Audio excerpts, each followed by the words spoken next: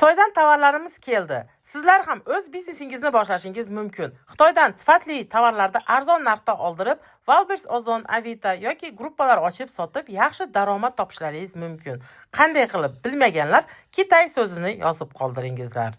Bizning kargoyimiz butun Rossiya bo'ylab aytgan manzillaringizga tovarlaringizni yetkazib beradi. Shaxsan Dunyobegim o'zi upakovka qilib beradi tovarlaringizni.